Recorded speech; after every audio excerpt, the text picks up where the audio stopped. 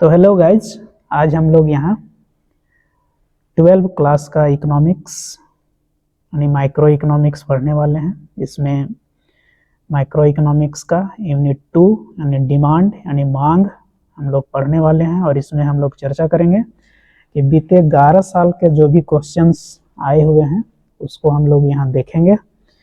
और यहाँ पर मैं विशेष तौर पर क्लास साइंस और कॉमर्स का क्वेश्चन को चर्चा करूंगा, लेकिन ऐसा नहीं है कि इसको आर्ट्स के स्टूडेंट नहीं देख सकते हैं, क्योंकि प्रश्न वही है और यही सब क्वेश्चन आर्ट्स में भी पूछता है, साइंस में भी पूछता है और कॉमर्स में पूछता है। यानी सभी लोग इसको देख सकते हैं, सभी क्लास के स्टूडेंट्स देख सकते हैं, साइंस कॉमर्स आर्ट्स तीनों देख सकते हैं इसको। तो चलिए हम लोग देरी न करते हुए फटाफट हम लोग स्टार्ट करते हैं और मैं क्वेश्चन बताऊंगा, आप उसका आंसर ढूंढेंगे और जवाब भी देंगे। तो चलिए, पहला प्रश्न है, किसी घटिया वस्तु के लिए मांग वक्र का ढाल होता है यानी कैसा होता है। 2024 का वार्षिक एग्जाम में यह प्रश्न आया हुआ है और इसका पहला ऑप्शन है धनात्मक, दूसरा है ऋणात्मक, तीसरा है शून्य और चौथा जो है अनंत। यानी यहाँ समझिए, आप कहा जा रहा है घटिया वस्तु, घटिया मतलब निम्न कोटि का जो वस्तु होता है उसका मांग का ढाल यानी मांग वक्र का कर्व कैसा होगा, डिमांड कर्व कैसा होगा, इसका पॉजिटिव होगा, नेगेटिव होगा, शून्य होगा, इन्फिनिटी होगा, कैसा होगा। तो आप सोचें, टिक टिक चालू हो गया है और इसका आंसर आप सर्च करें अपने दिमाग में कि उसका मांग वक्र का ढाल कैसा होगा। तो इसका सही आंसर है ऑप्शन बी, ऋणात्मक। चलिए नेक्स्ट क्वेश्चन की ओर जाते हैं हम लोग। अगला प्रश्न है, उपभोक्ता की आय में वृद्धि के कारण किस प्रकार की वस्तु की मांग कम हो जाती है। ये 2024 का वार्षिक एग्जाम में पूछा हुआ प्रश्न है। यानी प्रश्न फिर से एक बार समझें, उपभोक्ता की आय में वृद्धि यानी कोई भी व्यक्ति है, उसका आय में अगर यदि वृद्धि होता है तो वृद्धि होने के कारण किस प्रकार की वस्तु की मांग को कम कर देगा, यानी कैसा वस्तु का मांग करना वो कम कर देगा या छोड़ देगा। तो इसका पहला ऑप्शन है विलासिता की वस्तुएं। विलासिता की वस्तु का मतलब होता है लग्जरियस गुड्स, आरामदायक वस्तु। यानी आरामदायक वस्तु में आ गया आपका कंफर्टेबल गुड्स, जीवन रक्षक वस्तुएं यानी जीवन के लिए जो अनिवार्य है वैसी वस्तुएं, और चौथा ऑप्शन है गिफन वस्तुएं। तो ये किस प्रकार का वस्तु का मांग करेगा, कैसा मांग करेगा, यानी मांग में कमी कर देगा, मांग करेगा नहीं, कमी कर देगा, कम कर सकता है, छोड़ भी सकता है। तो अब इसका एक इमेज भी देख सकते हैं, यहाँ एक इमेज दिया गया है और इसमें बताया गया है कि एक व्यक्ति है, जब उसका आय में वृद्धि हो रहा है तो उसमें से कौन सा वस्तु ये जो है कम कर देगा। तो इमेज से आप हिंट ले सकते हैं, हिंट मिल ही गया है और इसका आंसर आप दीजिए कि चारों ऑप्शन में क्या आंसर होगा।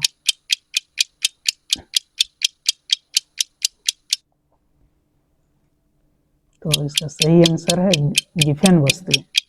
गिफन वस्तु कहने का मतलब घटिया वस्तु, घटिया ही वस्तु जो होता है एक प्रकार का गिफन वस्तु होता है।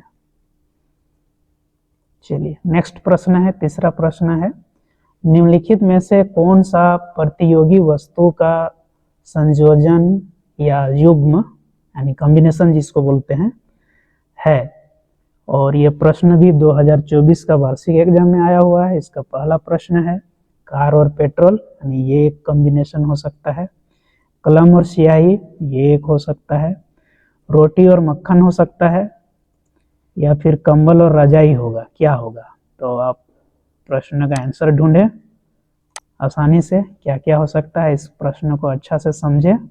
यहाँ बोला गया है कि निम्नलिखित में से यानी यहाँ जो चार ऑप्शन है इसमें से कौन सा युग्म यानी कॉम्बिनेशन, प्रतियोगी मतलब एक प्रकार का ये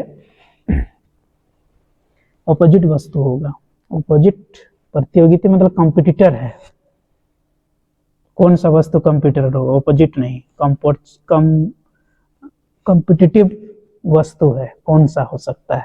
कार पेट्रोल होगा, कलम स्याही होगा, रोटी मक्खन होगा, कलम और रजाई होगा, क्या होगा? इसका आंसर दें और थोड़ी ही देर में आपका हम आंसर बताएंगे। और इसका सही आंसर जो है ऑप्शन डी। अच्छा, थोड़ा सा यहाँ गलती हो गया है, ऑप्शन डी होगा। ये वाला आंसर सही है, ये नहीं है। मैं इसका एक्सप्लेनेशन दे देता हूँ। क्योंकि कार और पेट्रोल जो है,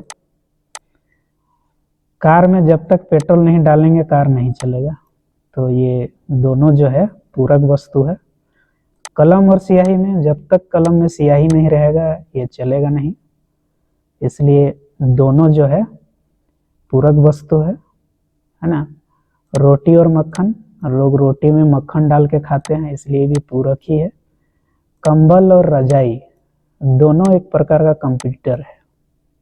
अब देखें यहाँ पर प्रतिस्थापक वस्तु है, इसलिए इसका आंसर जो होगा ये होगा, यानी दोनों प्रतियोगी वस्तु है, इसलिए ये आंसर सही नहीं होगा, ये होगा। गलती से यहाँ टिक हो गया है, तो आपको समझ में आ गया होगा, आंसर डी है इसका सही है।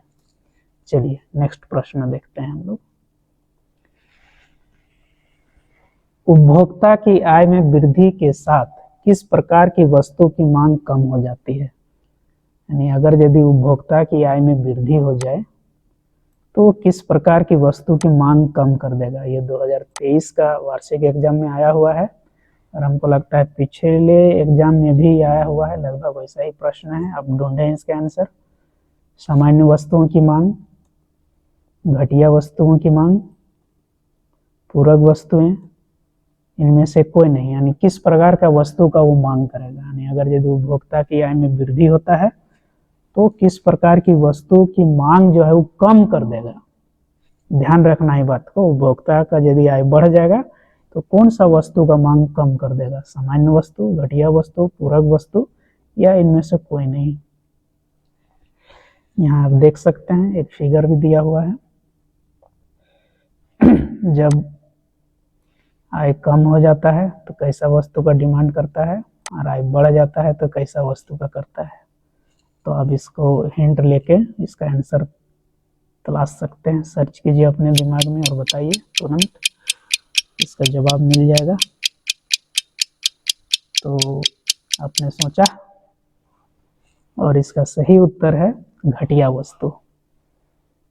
कहने का अर्थ है कि जब कोई व्यक्ति का आय बढ़ जाएगा, इनकम बढ़ेगा, इंक्रीज करेगा, तो वो अच्छा वस्तु खरीदना छोड़ के घटिया वस्तु नहीं खरीदेगा। इसलिए इसका सही उत्तर हो जाएगा कि घटिया वस्तु की मांग जो है वो कम कर देगा। चलिए नेक्स्ट क्वेश्चन देखते हैं। नेक्स्ट क्वेश्चन है, निम्न चित्र दर्शाता है। एक अभी चित्र दिया जाएगा, पहले ऑप्शन देखें फिर चित्र देखें और उसका आंसर इसमें तलाश करें। ये 2019 और 2023 का वार्षिक एग्जाम में आया हुआ है। तो पहले ऑप्शन देखें आप। उच्च लोचदार, पूर्णतः लोचदार, पूर्णतः अलोचदार, कम लोचदार मांग। यानी ये चित्र है और इस चित्रों का अब अच्छा से देखें, ये किस प्रकार का फिगर जो है, ये चित्र जो है किस प्रकार की मांग की लोच को दर्शा रहा है, यानी कैसा ही दर्शा रहा है। तो इसका आंसर आप तलाश करें अपने दिमाग में। टिक टिक चल गई है और अब इसका आंसर ढूंढें। हमको लगता है आप आंसर खोज लिए होंगे और इसका सही उत्तर है, अच्छा यहाँ सही उत्तर थोड़ा गड़बड़ है। इसका सही आंसर है ऑप्शन नंबर बी, पूर्णतः लोचदार मांग। क्योंकि ये जो मांग है पूर्णतः लोचदार मांग, इसका होता है डी इक्वल टू इन्फिनिटी, है ना। तो इन्फिनिटी होता है, कहने का मतलब है ये काफ़ी लोचदार है। और इसमें जो होता है पूर्णतः लोचदार परफेक्टली इलास्टिक डिमांड में मांग की रेखा जो है एक्स एक्सिस के पैरेलल होती है, यानी ये इसके पैरेलल हो जाएगा। इसलिए ऑप्शन बी इसका सही होगा, ये नहीं होगा, ये गलत टिक लगा हुआ है। तो यहाँ आपको ध्यान रखना है, यहाँ जो है सही उत्तर जो होगा ऑप्शन बी होगा, पूर्णतः लोचदार मांग। चलिए नेक्स्ट प्रश्न हम लोग देखते हैं।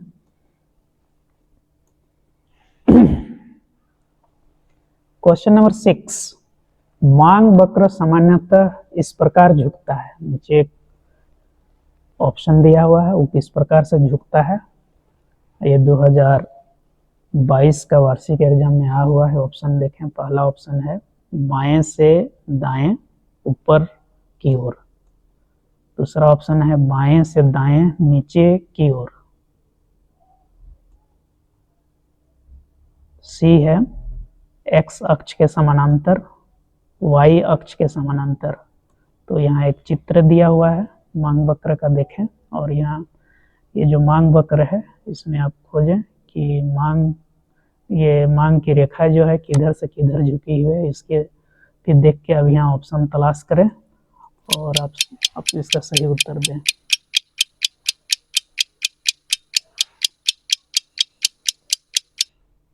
ढूंढ लिया?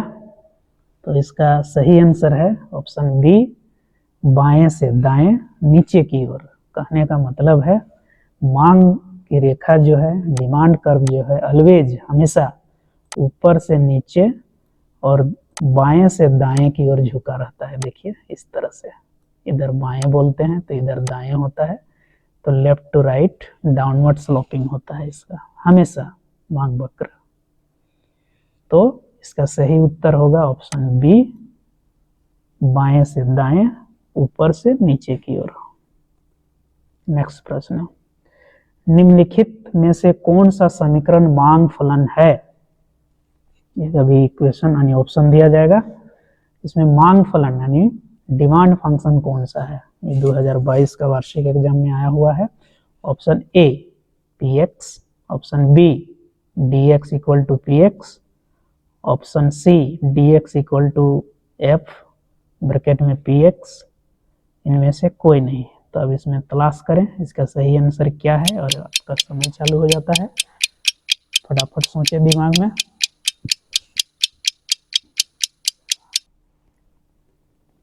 और इसका सही उत्तर है option C, D X equal to function of P X. यानी यहाँ इसको हम थोड़ा एक्सप्लेन कर देते हैं। यानी कोई भी वस्तु x है और यहाँ यदि x वस्तु का कीमत में अगर वृद्धि होता है तो मांग में भी वृद्धि होता है। यानी अगर यदि इसमें कमी होगा तो मांग में भी कमी होगा।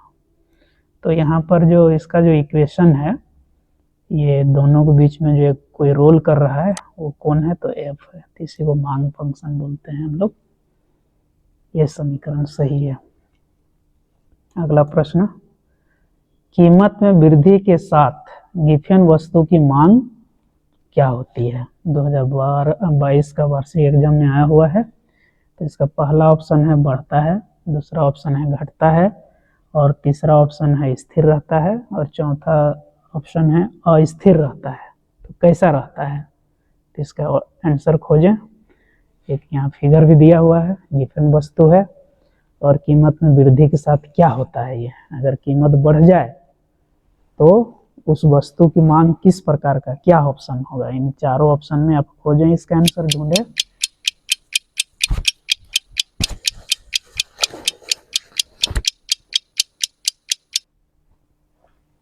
और इसका सही आंसर है घटता है।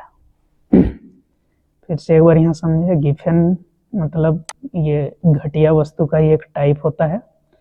अगर यदि इस वस्तु की मांग जो है, कीमत बढ़ जाता है, यानी किसी वस्तु का कीमत बढ़ जाए तो लोग क्या घटिया वस्तु खरीदेंगे कि अच्छा वस्तु खरीदेंगे। तो हमेशा यदि घटिया वस्तु जो होता है वो सस्ता होता है तभी लोग खरीदता है, कीमत बढ़ेगा तो नहीं खरीदता है। तो इसलिए कीमत यदि बढ़ जाए तो इसका डिमांड जो होता है घट जाता है। तो ऑप्शन बी होगा सही इसका। नेक्स्ट प्रश्न हम लोग देखते हैं, मांग में गिरावट का क्या कारण है। ये 2022 का वार्षिक एग्जाम में आया हुआ है। यानी मांग में गिरावट का क्या रीजन है। अब ऑप्शन देखें, आय में कमी, खरीदारों की संख्या में कमी, उपभोक्ता की रुचि में कमी, और इनमें से सभी। मांग का गिरावट का क्या रीजन है? आप आंसर ढूंढें इसका। 5 सेकेंड है आपके लिए। खोज लिया?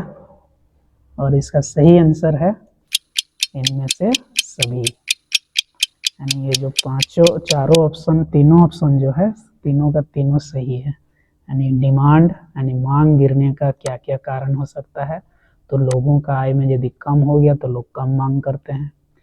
खरीदारों की संख्या कमी हो गया, यानी कम लोग खरीदेंगे तो उसका मांग कम हो जाएगा। उपभोक्ता की रुचि अगर यदि नहीं रहेगा तो कहाँ से उसको मांग करेंगे लोग? इसलिए ऑप्शन डी इसका सही उत्तर है। अगला प्रश्न है मांग की लोच। यहाँ नीचे ऑप्शन दिया गया है कि मांग की लोच क्या है। ये 2022 का वार्षिक एग्जाम में आया हुआ है।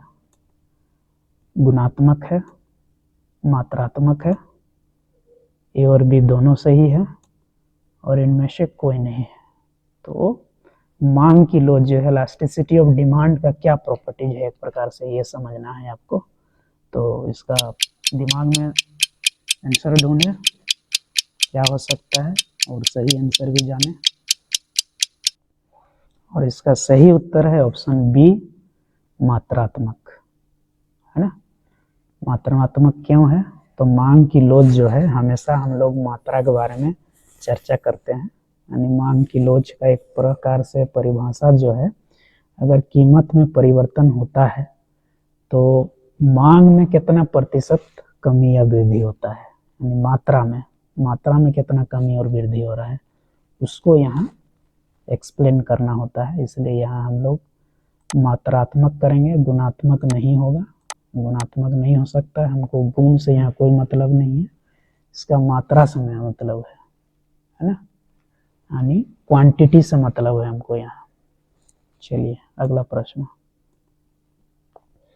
विलासिता की वस्तुओं की मांग है, यानी किस प्रकार का है? 2022 के वार्षिक एग्जाम में आया हुआ है। नीचे ऑप्शन दिए हुए हैं, उसके आप ढूंढे।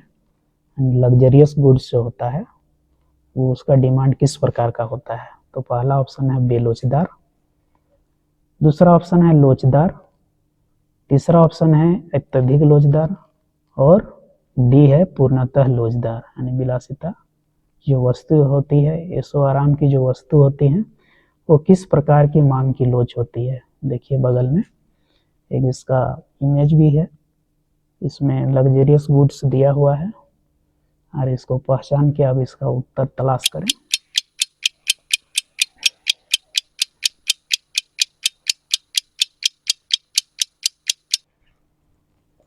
जवाब मिल गया, और इसका सही उत्तर है ऑप्शन सी, अत्यधिक लोचदार।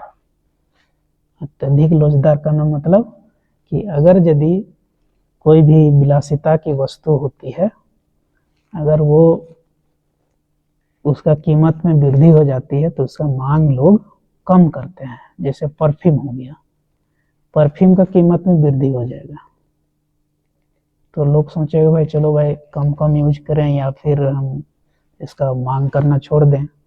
इस तरह का जो वस्तु होता है उसमें लोचदार काफी अधिक होता है, काफी अधिक उसमें लोच होता है, उसको छोड़ने के लिए लोग चाहते हैं उसको।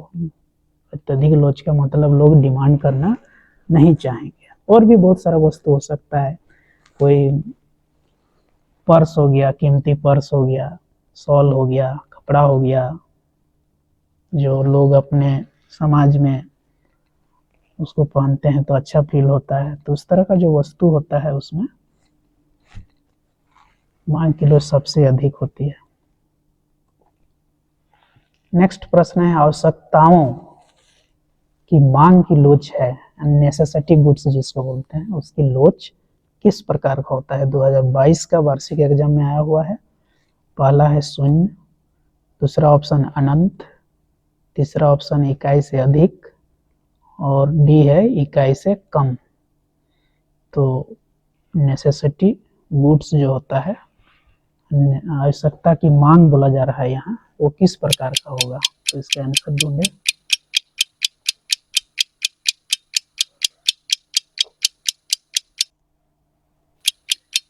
इक्काई से कम होगा। इक्काई से कम कहने का मतलब शून्य के बराबर होगा, एक से भी कम, क्योंकि जो भी आवश्यक की वस्तु होती है, आवश्यकता की वस्तुएं होती हैं, उनकी मांग जो होती है वो करता ही करता है लोग हैं। यानी इकाई से कम मतलब एक से कम, तो एक से कम शून्य के आसपास में होगा, यानी पॉइंट में होगा, और उसमें इकाई से कम का कहने का मतलब यहाँ लगभग बेरोजगार के बराबर है ना।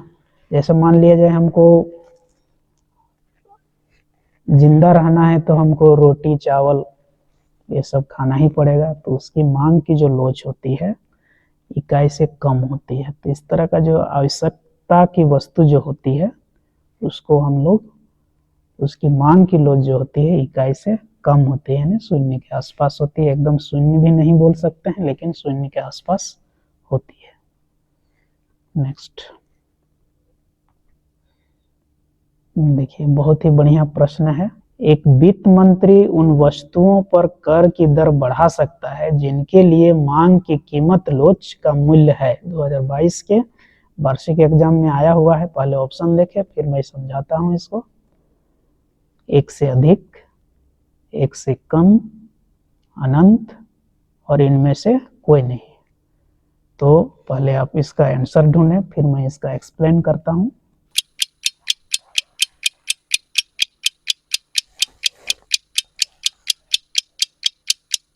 आंसर मिला, और इसका सही उत्तर है एक से कम। एक से कम मतलब बेरोजगार है ना। एक से कम अभी हम लोग जस्ट पढ़े थे पीछे, यानी आवश्यकता की वस्तु जो होती है वो एक से कम होता है। तो कहने का अर्थ है कि जो वित्त मंत्री होता है देश का चाहे राज्य का, वो कहाँ पर कर लगाएगा आखिर। अगर यदि जो आवश्यक वस्तु पर नहीं कर लगाएगा तो उसको आय आएगा कहाँ से। अगर ऐसा वस्तु पर वो कर लगा दे जिसको लोग डिमांड ही नहीं करेंगे, तो उसमें कर लगा के उसको फायदा कहाँ से होगा, तो लोग उसको खरीदना ही छोड़ देंगे। इसलिए ऐसे वस्तु पर वित्त मंत्री कर लगाएगा जो आवश्यक वस्तु है, जैसे आटा हो गया, चावल हो गया, दाल हो गया, चाहे दवा हो गया, चाहे और भी ऐसा कोई वस्तु है जिसमें सरकार को अधिक से अधिक फायदा होगा, गैस हो गया। तो इस तरह का जो वस्तु है, आवश्यक वस्तु है, उसी पर लोग सरकार के द्वारा कर लगा जाता है। चाहे ये सब अति आवश्यक है, इसमें न लगा के और भी हमारे लिए आवश्यक है, वैसे वस्तुओं पर कर लगा देगी सरकार, तब सरकार को ज्यादा मुनाफा होगा। इसलिए इसका जो सही आंसर होगा एक से कम होगा। अगले प्रश्न की ओर हम लोग चलते हैं। ये भी बहुत ही बेहतरीन क्वेश्चन है। कॉफी की कीमत, कॉफी जान रहे होंगे, कॉफी की कीमत में अगर यदि वृद्धि हो जाता है तो चाय की मांग पर क्या प्रभाव पड़ेगा। इस प्रश्न का यही मतलब है, यानी कॉफी जो होता है उसका कीमत यदि बढ़ जाए तो चाय की मांग पर किस तरह का प्रभाव पड़ेगा, चाय जो मांग है उस पर किस तरह का प्रभाव पड़ेगा। तो इसका पहला ऑप्शन है बढ़ेगी, दूसरा है घटेगी, तीसरा है स्थिर रहेगी। तो पहले आप इसका आंसर ढूंढें, फिर मैं इसको जवाब देता हूँ।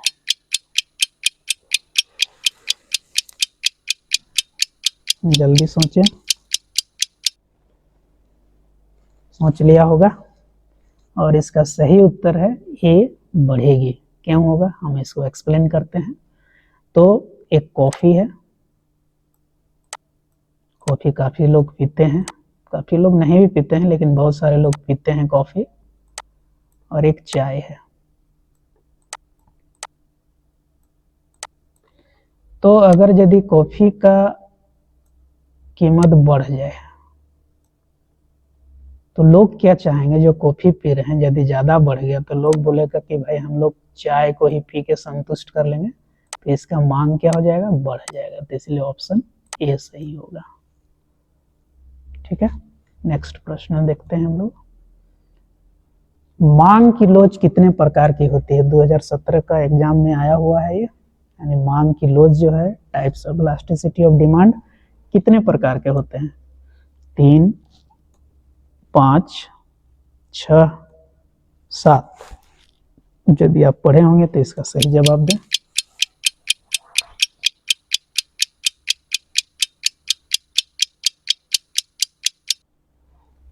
और इसका सही उत्तर है ऑप्शन बी 5। ये पांचों को मैं थोड़ा सा बता देता हूँ यहाँ पर शॉर्ट में, ताकि आपको लंबे समय तक याद रहेगा। ए में होता है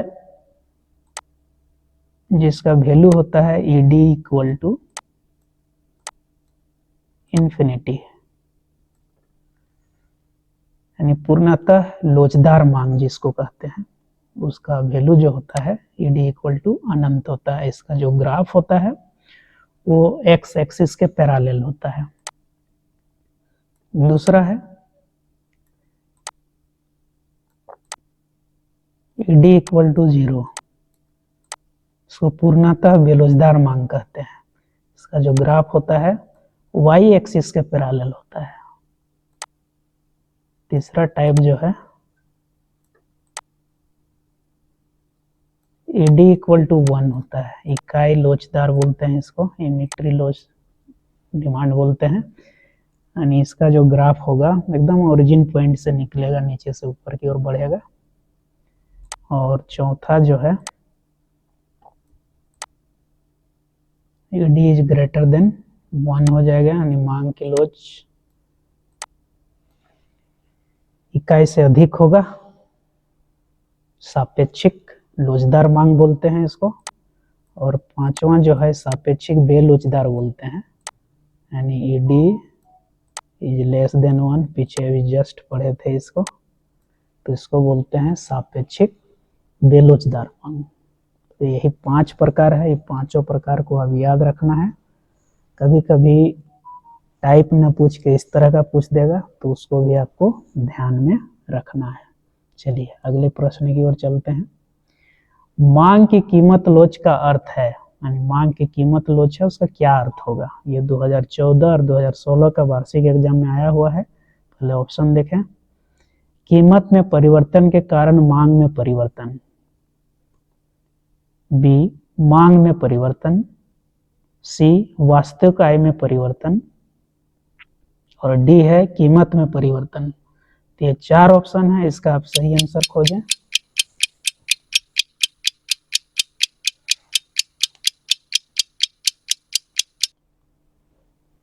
उम्मीद है कि आपको जवाब मिल गया होगा, और इसका सही आंसर है ऑप्शन ए, कीमत में परिवर्तन के कारण मांग में परिवर्तन। अब यहाँ थोड़ा सा मैं समझा देता हूँ। मांग की कीमत लोच यानी प्राइस इलास्टिसिटी ऑफ डिमांड, जिसको हम लोग ED ही बोलते हैं। और ये जो है जब भी हम लोग इसको डिफाइन करते हैं तो हम लोग इसको लिखते हैं कि मांग की मात्रा में प्रतिशत परिवर्तन बटा कीमत में प्रतिशत परिवर्तन, यानी दोनों में परिवर्तन ही होता है ना। इसलिए इसको हम लोग बोलते हैं कीमत में परिवर्तन और मांग में परिवर्तन, दोनों का परिवर्तन को ही हम लोग मांग की लोच कहते हैं। नेक्स्ट अगला प्रश्न, निम्नलिखित में से कौन सा मांग में गिरावट का कारण है। यानी कुछ ऑप्शन दिए हुए, उसमें देखिए कि मांग में गिरावट का क्या क्या कारण है।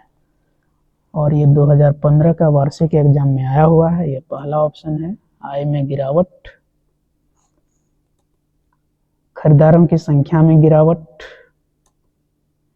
उपभोक्ता की रुचि में गिरावट, और ये सभी, चाहे इनमें से सभी आप समझ सकते हैं। तो मांग में गिरावट का क्या क्या कारण हो सकता है, इसका आंसर आप ढूंढें।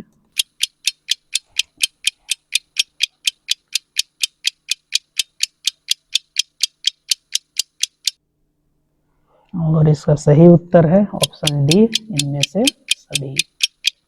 भाई रुक जाओ, टिक टिक। तो मुझे उम्मीद है कि आपको ये जो मांग चैप्टर का जो है, ये जो सेकंड यूनिट है, उसमें इतने सारे क्वेश्चन जो है 11 साल का क्वेश्चन इसमें दिया हुआ था, 10 या 11 साल का होगा। तो ये सारे प्रश्न अब देखेंगे, बार बार देखेंगे और याद करने का कोशिश करेंगे। और ये फाइनल एग्जाम में 1-2 क्वेश्चन आने का उम्मीद है, ज़रूर ही आएगा। इसी चैप्टर का है प्रश्न। और इस तरह का प्रश्न देखने के लिए आप हमारे चैनल के साथ जुड़े रहें। आपको और भी इस तरह का प्रश्न मिलेगा और एग्ज़ाम आप अच्छा से दें, ये हमको उम्मीद है। धन्यवाद।